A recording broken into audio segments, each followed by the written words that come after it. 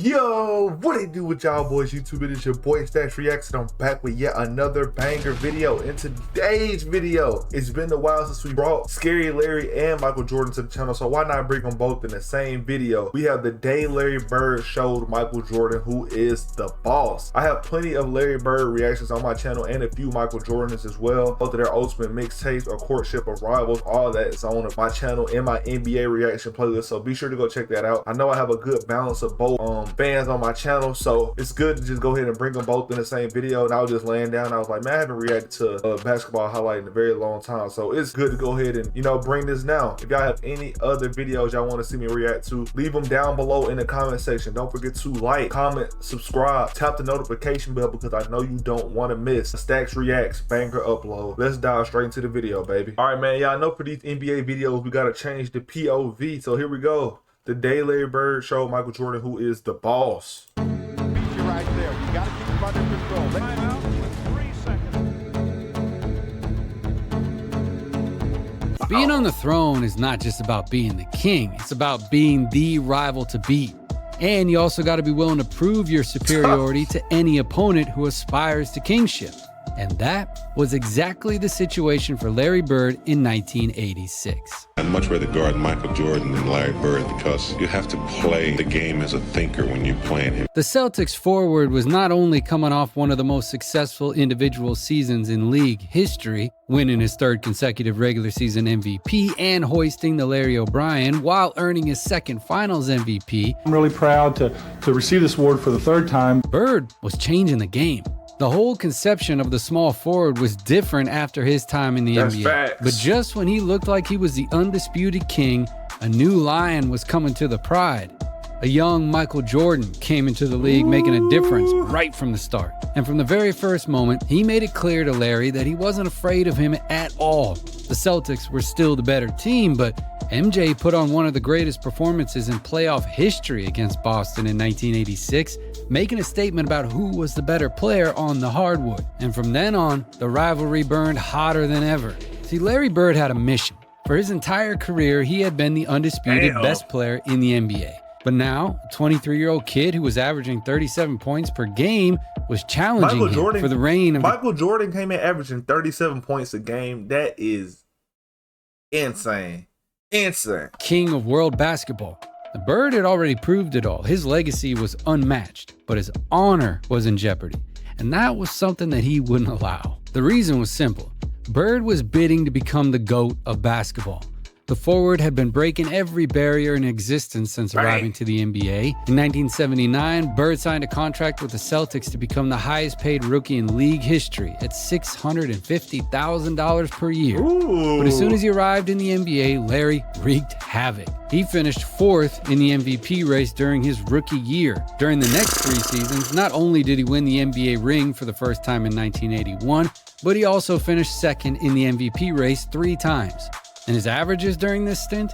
22.6 points, 10.9 rebounds, and 5.7 assists per game. But something happened during the summer of 1983. Bird went from being the second best player in the league to a completely legendary player, and absolutely superior to his eternal rival Magic Johnson. Thus began his incredible 3-year stint in which he became one of the greatest players of all time. From 1983 to 1986, Bird achieved 3 NBA MVPs.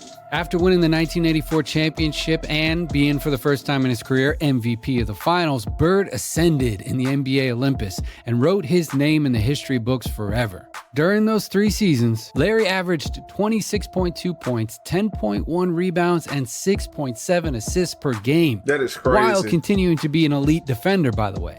This was his status just prior to the start of the 1986 playoffs. A versatile forward who was capable of doing everything on the court. There had never been a big man who had the skills of a perimeter player in traditional basketball until he came along. And not just because of his iconic 3-shot, becoming one of the first small forwards that played the power forward position to be able to stretch the floor.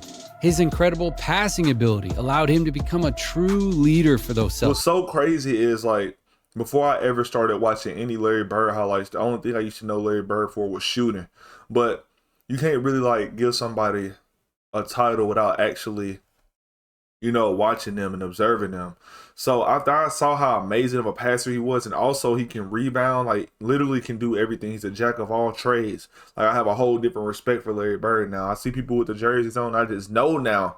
Just so much knowledge just from watching these watching these videos is just crazy. To be able to stretch the floor.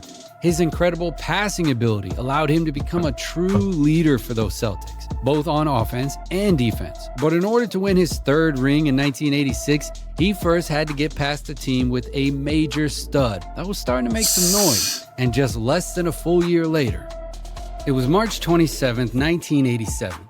The Celtics, with a record of 51 wins and 19 losses, were coming off a back-to-back to face a Bulls team with a record of 35 wins and 35 losses. That, by the way, was also coming off a game the night before. Bird was having a pretty good season with averages of 28 points, 9 rebounds, and almost 8 assists per game that allowed him to finish third in the MVP race. While Jordan, who would end up finishing second, was averaging an absurd 37 points per game. The Celtics came out with an unusual starting five due to the absence of Dennis Johnson, who was replaced by Jerry Sitching. And playing away from home, they knew it would be a tough game. But right from the first plays of the game, Bird showed what kind of night he was going to have. His off-ball movement was elite, basically, because of his enormous basketball IQ, his fakes. I mean, this was one of the most dangerous men in basketball without the ball in his hands. That, coupled with the gravity he generated from his mid-range and long-range shooting, was lethal. Plus, he was a typical player who was blessed by the divine touch, okay? But once again, his arsenal from the low post was unpredictable. It's easy to find samples of his off-ball ability and gravity, as it was often his easiest way to score. But on this day, his mid-range shot was touched by a magic wand. He just couldn't miss, and he was able to abuse it again and again and again. Meanwhile, Jordan began to realize the enormous attention he was getting from the Celtics defense, which every time he attempted a drive sent multiple bodies to stop him. Ooh, look at that but defense, far from man. getting advantages only without the ball in his hands, Larry was also able to score in ISOs from the low post. Fade a move away, that bro. decades later, Mavs legend Dirk Nowitzki patented and made his own. So the Bulls realized they had no choice but to do what the Celtics did with Jordan, a virtually continuous 2-on-1 when he had the ball in his hands. So Bird basically said, you know what? I'm going to hurt them in transition. What's crazy is they sent that double team and Larry Bird still sets his teammates up. You can't double team this man. This man has God-given talent to be able to play make and, like they said, move without the ball and also get his teammates involved. That's what separated Larry from a lot of different players. When you can get your team involved, that's when you become dangerous. Decades later, Mavs legend Dirk Nowitzki patented and made his own. So the Bulls realized they had no choice but to do what the Celtics did with Jordan, a virtually continuous 2-on-1 when he had the ball in his hands. So Bird basically said, you know what? I'm going to hurt them in transition. Thus came the end of the first quarter, in which somehow the Bulls managed to stay close on the scoreboard, trailing by only 1 point, 36-35. Damn. Bird had a spectacular first quarter in scoring, 20 points, nothing more, nothing less. In the first So he began quarter? to take advantage of that extra attention to test his versatility. He was able to transform garbage into gold. Case in point, this loose ball, which he turns into a great assist. Oh my. And if there's one thing you don't want, it's for the guy who's destroying you from mid-range to start showing signs of his playmaking ability. I just Bird said that. was unleashed, and players like Kevin McHale appreciated it. Even when they didn't count, Larry's passes were simply spectacular. No, he really didn't even need to score to be the most impactful player in the game. In some cases, MJ had to defend the Celtics star too, and the size difference played a key role in these situations. But knowing that the half-court offense was very difficult with two defenders on top of him, Bird continued to make use of scoring in transition. And what was more shocking, a player of his size dropping threes like it's nothing. But incredibly, despite Bird's 33 points in the first half, the Bulls managed to go into halftime trailing by only 3 points. Thanks in part to the 16 points MJ had scored during the first 2 quarters, of course. When the third quarter began, Larry kind of relaxed offensively. He decided to use his gravity to try to find better options for his teammates, as he knew he would need one more offensive threat to take the game easily. And stepping up on defense, the Celtics got stops on Jordan that allowed them to get easy baskets on the other end of the court. Good But D. Bird continued his playmaker role for most of the rest of the game, as he led his team on defense with actions like this one. He was certainly a player who had no problem getting his hands dirty either. But when Larry attempted a shot during the second half, it was to score. And he kept sending occasional reminders to the Bulls defense. Reminders that one player was not going to be enough to guard him. In front of a United Center packed with more than 18,000 fans, the forward was having a legendary game. The Celtics allowed just 22 points in the third quarter, by the way, and managed to head into the final quarter with a 9-point lead. And after resting for a couple of minutes, Larry continued to do whatever his team needed to do to get the win. These Celtics were good. I mean, like, really good. Bird was that piece of the puzzle that served as a wild card, oh my goodness. That player you could put in any role. Look at that, man. Like, Larry setting his teammate up. Look at the effect of having a great playmaker on the court. He passes to the center passes to somebody else, bro. Like, everybody's setting each other up. Couple of minutes, Larry continued to do whatever his team needed to do to get the win. These Celtics were good. I mean, like, really good. Bird was that piece of the puzzle that served as a wild card, too. That player you could put in any role, in any part of the court, in any situation, and who was going to be able to generate advantages on his own. And during the last quarter, the tone did not change. Bird continued to abuse from long distance as he had been doing all game. He continued to play the simplest yet most dominant basketball anyone had ever seen. But one of the virtues of genius is to make what seems complicated really easy, you know? And despite the Bulls' final scare, who managed to cut the deficit from 11 points to 4, the Celtics defense stepped up to close the game. Bird did it. Months after MJ scored 63, the forward only had to play 100% for one half to show him that if he wanted to, he could do it too. 33 points in the first half, 41 in the game. That went down in history as one of the greatest displays of ego any player in the league could perform. The difference is that Larry's ego also made his teammates better.